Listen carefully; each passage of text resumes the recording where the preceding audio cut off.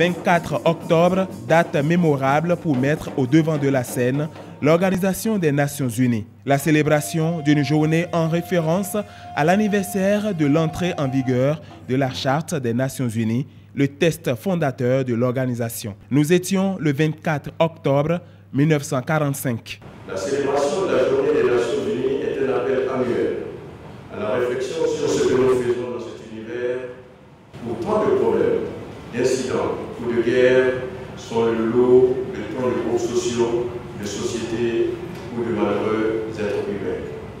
72e journée des Nations Unies, une occasion de bilan, mais aussi de réflexion sur le thème « Unis dans l'action pour mettre en œuvre des projets conjoints ». Car selon le secrétaire général de l'ONU, Antonio Guterres, il faut dépasser les différences si on veut construire l'avenir.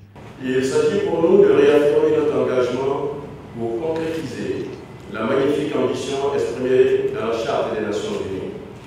Nous avons les outils et les ressources nécessaires pour relever ces défis. Tout ce dont nous avons besoin, c'est la volonté de le faire. Et cette volonté, nous l'avons notée au sein des autorités béninoises, faisant du Bénin un havre de paix. Et le système des Nations Unies ne ménagera aucun effort pour soutenir les autorités et les populations béninoises dans cette voie. J'ai confiance qu'en nous entendant sur des objectifs clairs, sur des stratégies claires et des contrats de résultats, leur investissement ainsi que notre investissement ne sera pas vain. Et je voudrais vous prier de transmettre au secrétaire général des Nations Unies, M. Antonio Guterres, notre sentiment d'approbation à son action et notre engagement à continuer à œuvrer dans le cadre des idéaux des Nations Unies pour que la paix puisse être préservée à tout prix.